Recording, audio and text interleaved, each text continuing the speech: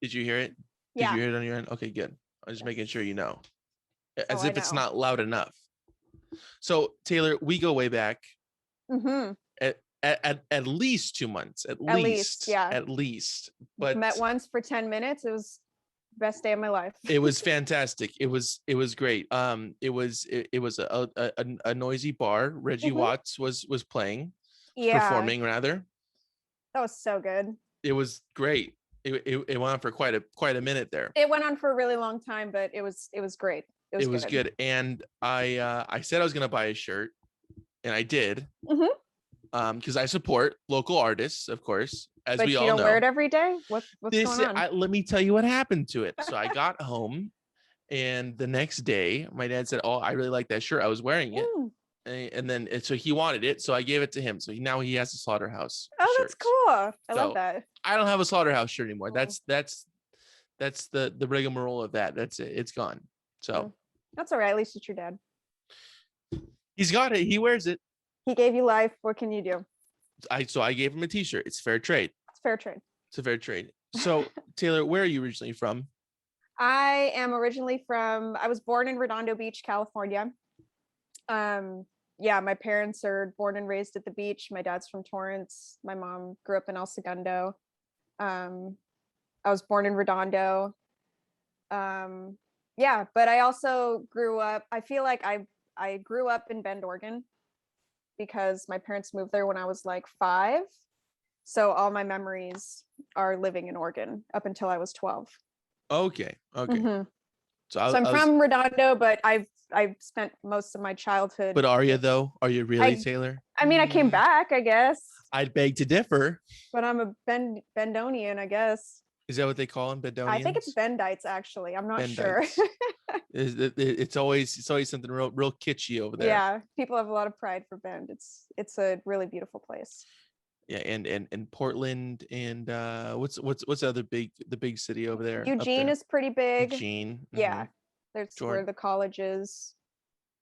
It's kind of it. Everything else is like small.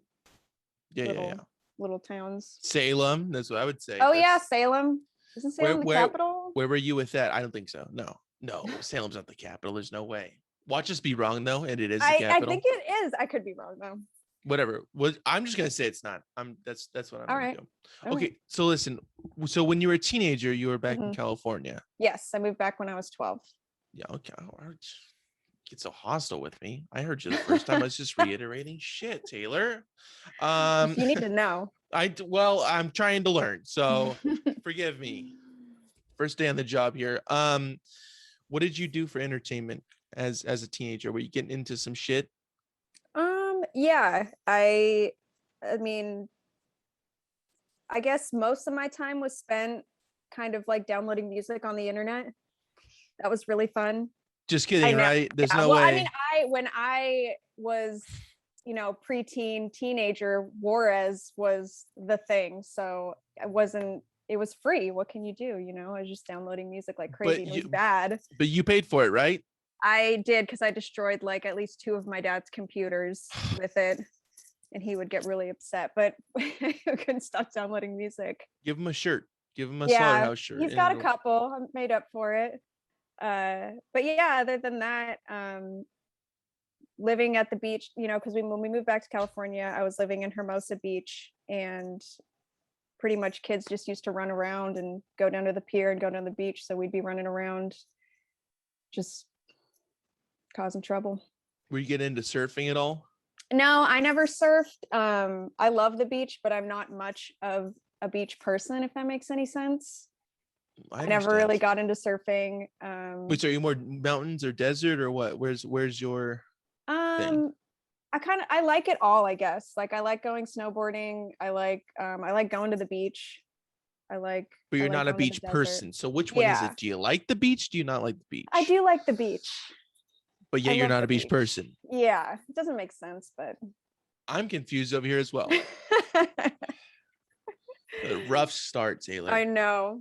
Drinking coffee. It's 2 and you're drinking coffee. Mm-hmm. I drink coffee all the time though, so whatever. It's a triple too. Okay, all right. Okay. So hopefully this will wrap up before the heart attack. No, trust me, coffee doesn't do shit to me anymore. Okay, all right. So intense. Okay, what do you go towards then? What's your go-to to get up and moving? I don't know. I guess music.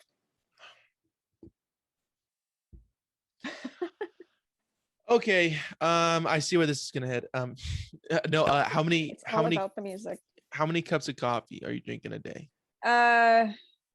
Probably 3 cups of coffee a day, like in the morning, and then if I just, because I like the taste of coffee, so I'll just go get more later sometimes. And is Starbucks the go-to? It's not the go-to. There's a better local coffee shop here because I live in San Pedro. There's this great little spot called Sirens that I like to go to because I like to support the local coffee shop more. I was right next to it and I wanted a coffee, so I went Sure, and got a Starbucks. sure, that's it. Yeah, and it's got the drive-through line, and I sat in line. I know. I no, it's a real issue with the drive-through. It's convenient, but at the same time, it's like, I mean, all when right. they get backed up, they're blocking traffic. It's really bad. I know. There's a street near me that Mhm. there's 5 Starbucks on. I Mm, mean, it's a pretty big street. Don't yeah, get me wrong, but it's a lot of Starbucks for one that's a street. lot. That's excessive. 4 or 5. I want to say 5. Anyways, yeah. But it's actually the sponsor of the podcast is Starbucks. So Starbucks, thank you. Appreciate it. Please sponsor me, Starbucks. I need all the coffee I can get. Appreciate it. We'll send you over some of those Great. cookies. Yeah, Yeah. whatever. So those mints, those terrible lovely mints there at Starbucks. Just fantastic mints. What was the music scene like when you down there in the Uh, Redondo the area? music scene was good. There were actually a lot of bands. The Minutemen, That obviously. Yeah. Well, Yeah. I mean, I didn't really. Yeah, the Minutemen are from San Pedro, but like I feel like. That's what was going on when you were a kid, though, right? Oh Yeah, yeah, you were yeah. seeing them. I'm actually 60, so Yeah. I was there back then. Were you not married? You're not married to Mike Watt now, then? No, Oh, surprisingly no. okay. I didn't work out then. All right. No, but when I was a kid, there was this bar called Susie's that used to let the kids have all ages shows on usually on like Sunday days or Saturday days, and it'd pretty much just be like a mess of teenagers drinking in the parking lot and just destroying the place. But they used to let us have shows all the time then, and Were it they was cool pretty with fun. you drinking inside?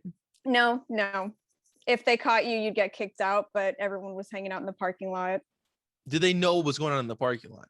They had to, but I think they ignored a lot of it. It was just a lot of teenagers, and I don't think there was much they could do about it. Were you participating in these sessions out in the parking lot? I absolutely was. All right. Get Okay. a bottle of the cheapest vodka you can find, get your hands on, and you're just And you bring out tasting it with whatever. fake ID. Mix it with water, dude. Water. Just water it Yeah. down. Yeah, just get it down there. What was the first concert you ever attended? First concert I ever attended, actually, I guess it must have been, my dad was in a band called Rosie when we lived in Oregon, and his band played at the local roller rink. Actually, it was with the US Bombs too. The US Bombs were coming through Bend, Oregon, and my dad's band got to open up for them. And I think I must have been 6, but he brought me and my sister, and we were with our mom, and I think that must have been like my first show. Dwayne Peters, though. Dwayne Peters, yeah. Dwayne Peters. Yeah, he's a little nutty, but back then US Bombs were pretty cool. And they came through Bend, which is, at that time, bands didn't really go through there very often. So I think that was kind of a big deal. All right. Okay. And especially my dad being like a California punk dude, he was excited about it. Yeah. Why did they move up to Bend? What was the reasoning behind that? They needed to get away from California. They partied a little bit when they were younger, so they just needed to do something new. And my dad's sisters had both moved up to Bend, Oregon. And yeah, so he just kind of followed them. And they both moved up there. Two of them. 2 of his sisters, yeah. All right. It was pretty random, but No, that's part for the course. Yeah, Yeah. no, for sure. I mean, Bend wasn't it wasn't a big city back then. It was just they went there and there was kind of a cool little there were some younger people who lived there, so I think they were excited about that. And How old are your parents now? my parents are 51 and 53. Okay. So they're young, and I'm 31, so they had me when they were pretty young. Yeah. Mhm. But that's fine. It Yeah. all worked Yeah, out. it was fun. It's good You, times. you got to go to Bend, Oregon. Okay. Yeah. Yeah. Act like you did nothing. So what I mean, was it your father that led you into being into music? Was that kind of the catalyst for that? Yeah. I guess my whole family really, because my dad and his sisters, being kids, we would just be around the adults while they were hanging out all the time, and they were just constantly playing music. And they played a lot of different stuff. Like I remember hearing Elvis Costello, where they played the Pretenders a lot. They were really into the Pixies. I'd also hear like Dead Kennedys or X, just when I was little growing up. And then I didn't really get into it myself, like get into punk music myself, until I was like 12 or 13. Mm-hmm. But yeah, they all just used to jam with each other, because my aunt's a singer, her husband plays drums, my other uncle played guitar. They just used to like jam every once in a while too. So I just always had instruments and music around me growing up. That's awesome. That really Yeah. is cool. What album kind of solidified your taste in music? I think it was X, Under the Big Black Sun. That one was a big one for me that I just really loved. Also Pretenders, the self-titled album, that's another one that I grew up listening to a lot, that's All a great album. right. And were these all albums that your parents were introducing you to as a Yeah, kid? they all had like I guess in the 90s they all had the CDs and stuff, but they were just always around. Or I had a cassette tape of Under the Big Black Sun for a while. That was my dad's. Yeah, what was your main format? Was it CD or was it tape? It was CD. It was All right. CDs. And then when I got into my teens, it was just off of the computer, just downloading songs. And then I got into vinyl. Pirating. Yes. You're a modern day pirate. That's what you are. Yep. Yeah. That's me and like 10,000 other teenagers. And that's your profession right now as it stands too. Yes, as well. I make so much money off of it. I bet. Yeah, it's pretty good. I wish. No, it was just, that's just what you did back then. Yeah. What was your first job? My first job was at an ice cream parlor in Hermosa Beach. Very my nice. friend's dad that I went to middle school and high school, he owned this ice cream shop called Lappert's. It was on the Hermosa Pier, and I think I started there when I was like 15. And we pretty much had free range of the place. We'd close it and invite our friends to come over and hang out, and we'd just be listening to music. Just drinking. Yeah, pretty much. I don't know how or why we got away with that, but I guess we always left the place clean enough to where nobody knew. So I think I worked there for like a year or something. That was really fun. That was a fun first job. What was after that? And why'd you leave if it was so fun? I don't remember. You just got tired of drinking. You're just like, that's it, too much. Well, I think I quit because I wanted to make some more money. So I think I got a job at a restaurant. I don't remember which restaurant after that, because I've worked at a lot of restaurants since then. But yeah, it was more money. I understand. Because as a 16-year-old, I was like, I need to make more money. Of course. Who else is gonna buy this booze? Yes. Exactly. I understand. Yeah. What was your first car? Oh, my first car was a cherry red 1964 Volkswagen Beetle. I know. I have a really cool dad, and he saw it one day and got it for me. Well, clearly, was it a cassette player in there? Yes. No, there was a CD player, and it had really good speakers, and I would drive that thing around. It's a bug. Was it really good? Was it really good? It had new speakers. It had great speakers in it, and I just used to drive that thing around and blast music. All right. A couple of the CDs that lived in there were Sublime, Robin the Hood. I think I had a Smut Peddler CD in there that I listened to a lot. Smut Peddlers. Yeah. Oh yeah. Yeah. Why'd you choose to learn the guitar? What brought you to that? I don't Specifically know. I the think there guitar. was Yeah. just there was one around my house, and my dad showed me a couple songs, and I'd pick it up every once in a while, and I just started to really like it because I felt like I was getting a little better at it and kind of clicked. And my dad's dad is also a really good, he's a very talented blues guitar player. He used to be in a band called Bobby and the Checkmates back in the day. Where So does it end with the music I in don't know. your? It might end with my grandpa. Actually, my great That's where it grandfather, starts. Yeah. Francis Scott Key. Yeah. Right. Now then my grandpa, yeah, so he was a blues guitar player, and then my dad played, he was a Les Paul guy though, he's a rock and roll guy. But there were just always guitars around. All right.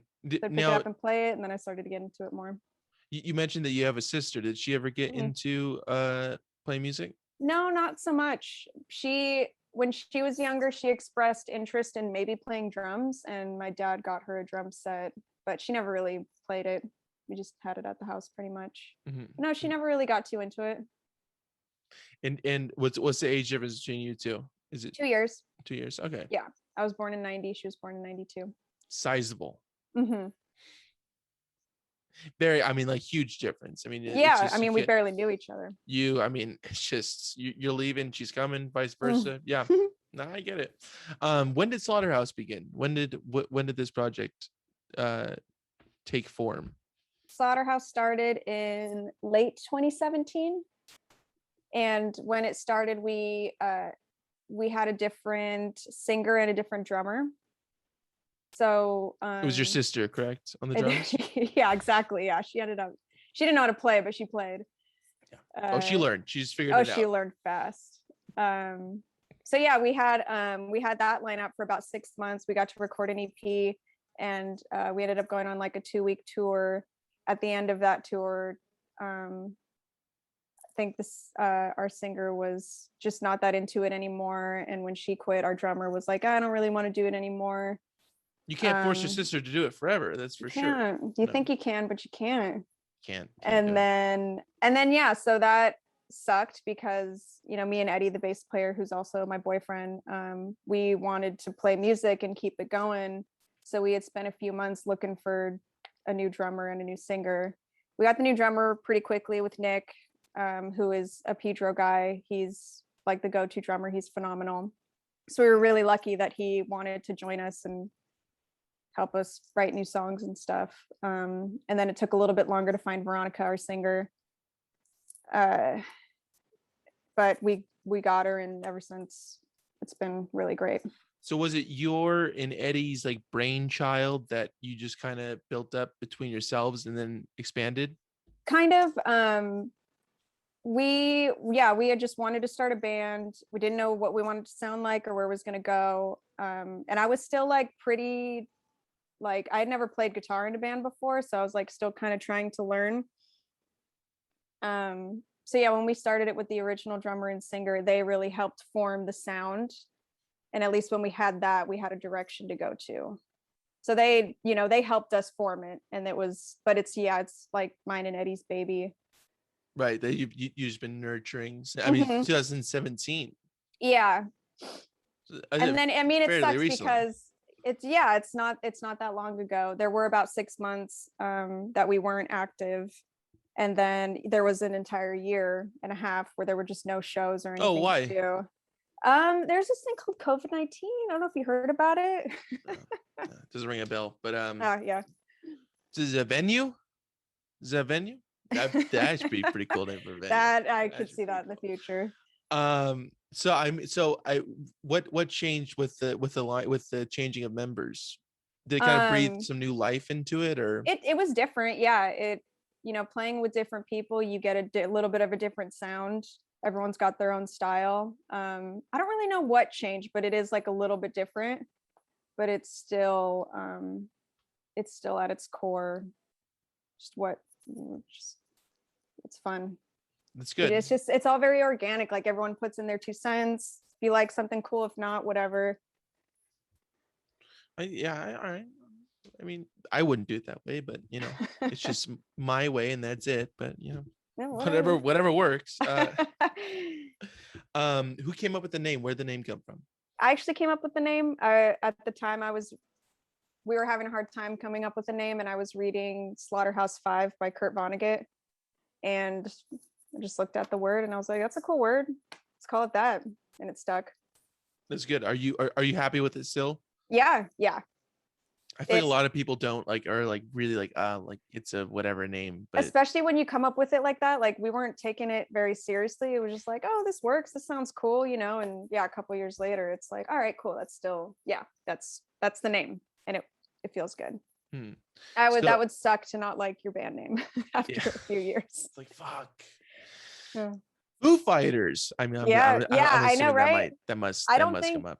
I don't think Dave Grohl likes that name. He's like, I think I've read an interview where he was like, I wish that I didn't come up with that name. It's stupid. I called that, by the way. I didn't even know that existed, because I don't listen to any other interviews besides the ones I do. Okay. So that's just where you get all your information. From myself. Yeah. Mm-hmm. Reliable source. Good guy. Kind of a dick though.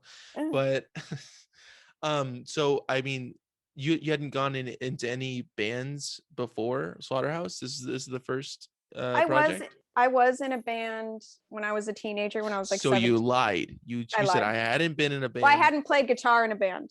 I'm a beach person. I'm not really a beach. I'm an enigma, Jacob. You'll see. There's a lot of holes in the story, is what I'm saying. But yeah, I played drums in a band when I was 17 because, like I said, I just had a drum set at my house that my dad got for my sister to learn. She never touched it. And a couple of girlfriends wanted to start a band, and I was like, well, I have a drum set, so I could kind of figure out how to play, even though I didn't know how to play and I totally sucked, but it was fun. Did you figure it out eventually? Kind of. I never much like your sister in Slaughterhouse. I could play like the toms and all that and the cymbals, but I didn't know how to use the kick pedal, so I just didn't use it. Hey, it worked out for Mo Tucker, right? It happens. Yeah, that's right. Yeah, just use that floor tom excessively. Mm-hmm. And I was like, I could hit that thing exclusively. Mm-hmm. So I mean, did you know right off the bat, though, even with the initial members of Slaughterhouse, that it was different than your other band that you were in when you were younger? That band, when I was a teenager, we were listening to the Donnas a lot, and we just wanted to sound like the Donnas or the Runaways, and that was like the big influence there. And then with Slaughterhouse, it's completely different. Obviously similar interests and influences, clearly. It's not too far off, but yeah. So how many shows had you played up until the first show with Slaughterhouse?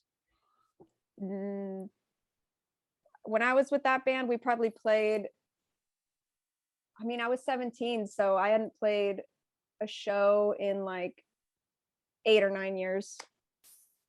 So you were just, really. That was just for fun. And then after that, I didn't really like think about playing music or being in a band for a long time until actually my friend Mia Wood, who was in this band called Shut Ups, they're from Oakland. She was in that band with me when I was a teenager, and she played guitar. And then when I was about 27, her band from Oakland came down and played, and we saw them, and she made me want to play in a band. So right after that, me and Eddie started jamming and came up with a band. Very nice. Very nice. Yeah. Do you remember what you were thinking like the day before your first show as Slaughterhouse? I was probably thinking about how fucking nervous I was.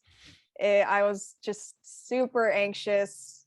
I was totally freaking out, worried about messing up. But it ended up being really fun. I didn't mess anything up too bad. And just ever since that first show, we've been having really good responses, and people like us and keep asking us to play shows. So it's going pretty poorly. It's horrible. I hate it. It's not the best. Could be better. Could be better. No, it's great. It's so much fun. Yeah. Did you keep up learning guitar in between your Donna's phase and the Slaughterhouse? Kind of, not very much. I had gotten a guitar, I think, for my birthday when I was 24, or maybe like 22. And I would like play it every once in a while, just jam by myself, nothing crazy. And then I think when I saw my friend play music and I was like, okay, I want to do it, I picked it up a lot more. And Eddie's a guitar player originally, so he showed me a lot of stuff, like just technique, strumming, and I kind of got started to get obsessed with it. What inspires you to create the music that you're making right now? What do you look towards? Like music influence wise. I mean, if something else influences it. Mm-hmm. I don't know. It's usually yeah, I think it's really just other music that I like that inspires the sound or kind of song that I'm trying to write. Or sometimes I'll just be messing around and something cool comes out and it's not really inspired by anything. It just comes out of nowhere. Just sporadically. Yeah. So what is the writing process like for Slaughterhouse? Usually me or Eddie will come up with a riff. And we live together, so we can kind of go back and forth with it and figure out like what parts or bass parts or guitar parts need to be added on. And then we'll show up to practice and Nick will add some drums. We'll work on some vocals with Veronica, and it's usually a pretty easy process. But yeah, it depends. Like sometimes I'll come up with a bass part, or Eddie will come up with the guitar part. We just kind of switch it off. Yeah, how often is that happening that you're switching instruments? I think I like to write songs on bass more. Like I like coming up with the bass part where it's, I don't know, that's like the foundation of it. So it's kind of easier to me than coming up with parts on guitar. And then I'll show it to Eddie and Eddie's kind of the opposite. He'll come up with it on guitar and then show it to me and he'll come up with the bass. All right. So it's whatever it comes from. So it never works ever. Nothing ever comes from it. Yeah. Never. We don't get anything done. When do you feel that like Slaughterhouse started to gain some traction within what you're trying to do? Probably like a year in. We've just like started getting on, cooler and cooler shows, like a little bit bigger. And then when we got on those Pennywise shows, we got to do a little tour with them. Who? Pennywise. You ever heard of them? No. Yeah. Kinda. Well, we played with them. Does it ring a bell? Oh, they're a pretty big deal. All right. But yeah, to each its own. No, we got to play those huge shows, and that was exciting because they were like really big stages with a lot of people, and we were just like, oh crap, this is crazy. Yeah. How did that come about? How did you secure that? So we Eddie and I actually know the guitar player Fletcher from Pennywise, and after a while he had heard our band and thought it was really cool, and he just did his best to get us on some shows, and we got to do a little run with them and opening slot, but it was it was cool. Yeah, that's right. So what was the crowds like? I mean, you said it was big, but how much of a difference was it between what you were playing before? A huge difference. Yeah, like we played the Ventura Majestic Theater, and that place, I don't know what the capacity is, but that's a big theater. And luckily their fans get to their shows early, so we had like a packed house for when we started playing. Did you feel good about it? Yeah, it felt great. Yeah. Playing on a big stage was like no different than playing a small one. It didn't make me more nervous or anything. It was just more exciting, I guess. Do you still feel that? I mean, because that was like not that long ago. Do you still feel that excitement every time that you step on stage? Yeah. Even if you show up to play somewhere and you're kind of tired or you had a shitty day, or you're not really looking forward to playing, as soon as you start playing, you're just like, oh yeah, this is really fun. What do you want people to feel through the music that you make? I would want them to feel like energized, just like something that makes them start dancing without even thinking about it, I guess. Or just at least bobbing their heads. But yeah, I guess energized or just like intense. What bands do that for you?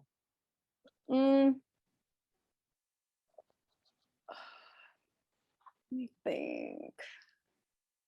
Take a minute. I It's mean, fine. we just saw Turnstile a couple weeks ago, and that band, every time I see them, they blow my freaking mind. Yeah, they're crazy. Ceremony's another band that just makes me feel when I see them. That's a good energized feeling. Mm-hmm. And And then every once in a while you see a band for the first time and you're just like, oh shit, these guys are really good. Like we just played with Flatworms. I'd never seen them before and they were fucking awesome. great band, Yeah. great guys. Mm-hmm. Yeah, Great they're all super around. Yeah. Yeah. Those are really fun A shows. bit too nice, I'd say. Oh, Tim you think Hellman so? and Justin Sullivan and Will. Yeah, all of them. It's like, okay. No, we get it. They're great. I didn't know that Justin Sullivan and Tim Hellman were both in it. They were both on the podcast separately, and then I was like, oh, they're in a band together. I was like, oh, how funny. Yeah, I was like, I go see this. Yeah.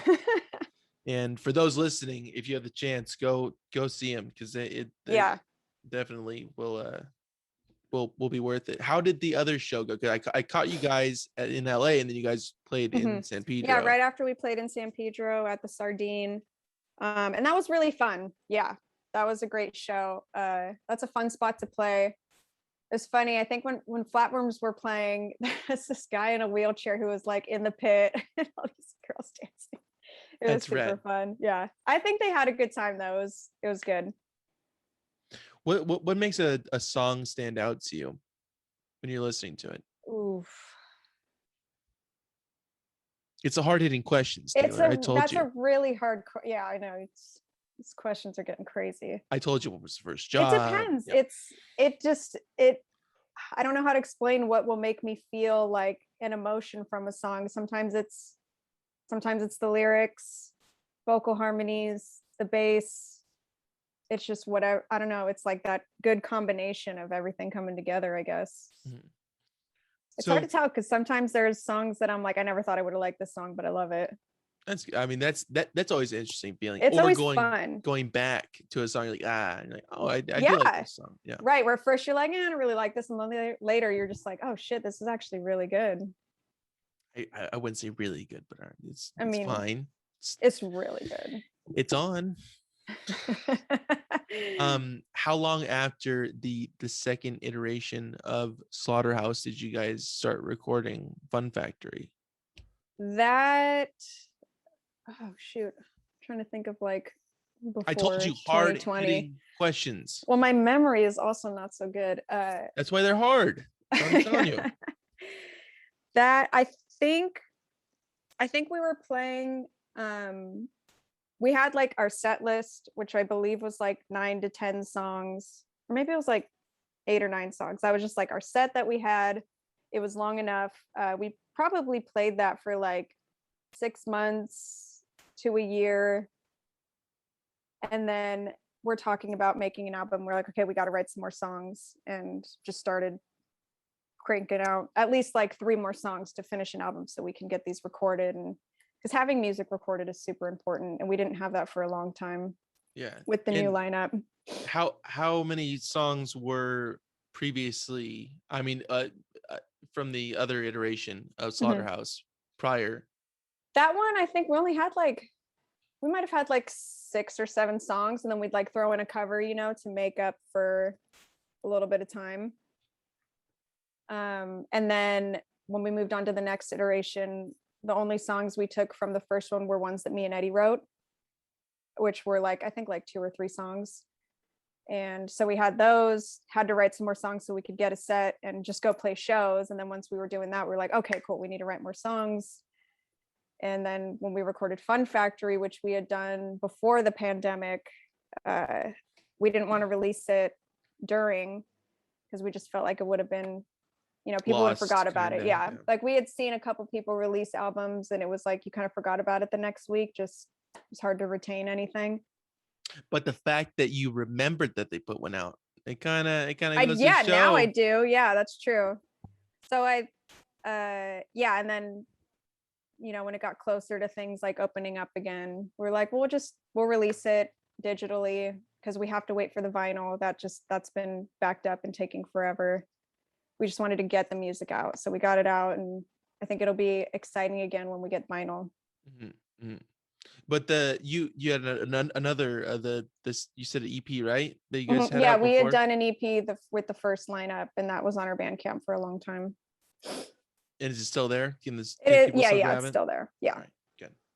Yeah, because they're good songs. It was a good it's a fun recording to do. So we like to have that there for people to listen to. Yeah. But it's nice to have newer stuff too. Sure. Kind of because some new stuff rolling in as well. Yeah. What was the recording process like for Fun Factory? We had to do it kind of quickly because we didn't have a lot of money. So we recorded it at this studio in Hermosa Beach called Screaming Leopard Studio. We did get a deal, but we wanted to pretty much get all of the recording done in like 3 days. So we spent 12 hours a day in there getting all the drums done, then do the bass, and then we put guitar on it, and then doing the vocals. And I think we went back one more time to finish up the vocals. And that threw you over budget. You said, what the fuck? Yeah. Is this even worth it? We had kind of planned like, all right, we might need to have some more days in there, but we were trying to do it as quickly as possible. So it felt kind of rushed, but luckily it came out. I think it came out pretty good. Like, I'm proud of it. Good. I mean, you're proud. I of am. It, but I don't know everyone else. What is your favorite track off the album? My favorite one, I think, is I think I like the rap the best. Why does it stand out to you? I think it's got, I don't know, I like the tone on it. I like the sound. I think it's fun. I had come up with the bass line for it, but that's Eddie and everybody else just made it the good song that I like. So yeah, that's probably my favorite. Any other reasons you can pile on, that'd be good too. Yeah, it's good. I like it. It's cute. It's cool. Okay, good. That's at least 15 reasons right there. Cool. That's great. Yeah. I'm not sold that you like it, but how important is the chemistry of the band? It's really important. We have good chemistry. We all click in together really well. We all get along. We all have fun and hang out with each other. It does kind of deter, like some band practices, we end up talking about stuff longer than we're actually practicing. That's but a good, when we do bad play, problem. Yeah, exactly. When we do all play together, it's very good chemistry. I think we got lucky with that. That's really good. So what do you see for the future of Slaughterhouse? What do you project? Hopefully a tour. Tour would be nice. We haven't gotten to tour with this lineup yet. At least a long one. And another album. We've been working on new songs a little bit, and we'll probably work a little harder on that and get to recording again. That's rad. Yeah, just moving on to the next thing. I just never stop. Bend, Oregon, back down to, it's like, pick a spot, I'm all over the place, dude. Anyways, hey, I like to wrap this up with some promo, but the issue is this won't come out when any of your dates are coming out, so we're just gonna pretend that. So how did which one's coming up first? Oh yeah, you have a big show, or you had a big show, right? With Marinero and Sad Girl. I don't know. I'm not really familiar with those guys, but how'd it go? Do you think it went well? It was so fun, so great. We had the best time. Because I love Marinero, and I'm not sure about those. You know what? I don't think they're playing anymore. Oh, so they didn't play? No, they didn't play. Dante Elefante played. Dante Elefante, yes. Because Marinero could not. Show was fantastic. Really, really good. So many good memories. Who had the best set, do you think? We did. Just obviously. Sad Girl did. Sad Girl. Sad Girl brought the house down. Interesting name. I don't know. Should I check him out? I don't know. Is it worth it? Yeah. Is the guy nice? The guy's really nice. He's the nicest guy. I'm just kidding. I love you, Misha. He's very nice guy. But and you do have another sweet date with Dead Kennedys. We had a sweet date. Yeah. How was that? It was great. I'm really looking forward to that one. That's gonna be fun. We're playing at the Ventura Theater again. So it's like it's kind of funny. It's like, oh, we've been there. We at least are familiar with it. You're on the ball with it. Yeah, we're like, oh, we've been here before. Who's the lead singer of the Dead Kennedys now? It's definitely not Joe Biafra. I don't remember his name. But I had seen Dead Kennedys with this singer probably like 5 years ago. And he's good. It was really fun. Is it still the other members like DH, yes, yeah, it's still DH, East Bay Ray, Klaus? Yeah, so it's still Fluoride. all those guys. Yeah, it's just not Jello. Okay. So everyone's on the like, well, it's not the Kennedys. I'm like, oh, fuck it, it's good. I don't want to meet DH. I love DH Playgrow. Have you ever seen Jello Biafra perform? I have not. Have you? No. He never comes to Orange County. No way. Yeah. No. But Pennywise was there as well. Oh, it's yes. the Guantanamo School of like Medicine or something like that. It's a long name, and it's there. I would go see him though. I would too. For sure. Yeah, too. But you wouldn't though, right? You'd rather see the Dead Kennedys, correct? I think I would. Yeah. Form? I like Dead Kennedys. You have to say it. You performed with them. Yes. And it was fantastic. Taylor, listen, the people can find the music at slaughterhouse.bandcamp.com. That's what they can buy. Why is it S Slaughter? I mean, I understand that. I mean, the Slaughterhouse was already taken, but why did you throw the other S on it? Whose idea was that? I don't know. I probably did it. I was probably coming up with it, and I was like, "Fuck it, just add 2 S's, 2 R's." That's our Instagram handle too. Good. It's SSLAU. Yep. I'm getting it. Wait, it's 2 R's though. Yeah, so it's SSLAUGHTERRHOUSE. Just to make it complicated, you don't want it to be too easy to find. If you could find it, great. But if not, and the people can stream Fun Factory on all streaming platforms, right? You guys are everywhere. Awesome. Yeah, we're on Spotify, Apple Music. Apparently there's like 10 more that I've never even heard of, but Zune. There's Amazon Music, I guess, is a thing now. I don't know. Of course it is. Jeff Bezos made it that way. Yeah. Fucker. I have to edit that out. Okay. Taylor, it was an absolute pleasure. Did you finish the coffee yet? No, it's still going. I still got plenty left, so I can enjoy it now. That is okay. Taylor, it was a pleasure. Do we have to plug anything else though? I'm sorry this is coming out so late. Do you have anything coming out like October as of right now? No, not right now, but at the end of October we have a show at the Troubadour with Together Pangea on October 23rd. Good. And I believe we're going to do like a Halloween cover set on October 28th at Alex's bar. Yeah, with Leftover Crack, right? No. That show already happened on September 20th. That already happened. Yeah. Already happened. How was that? Happened. The book release. So good. It was so fun. Awesome. Great. Yeah, I bet that was fantastic. Yeah. No, Alex's bar is great though. Alex's really bar great. is really fun. Really great venue. Yeah. Yeah. Okay. Awesome. Thanks for having me, Jacob. Thanks for coming on. I guess talking about Bend, Oregon all the time. Hell yeah. If you ever want to talk about Bend, Oregon ever again. Oh yeah. I'll have you back on. All right. I'm gonna stop recording for a Bend, Oregon segment. That's it. All right, Taylor. Thank you. I'm gonna stop recording this. I'll talk to you in a second. Okay. Cool.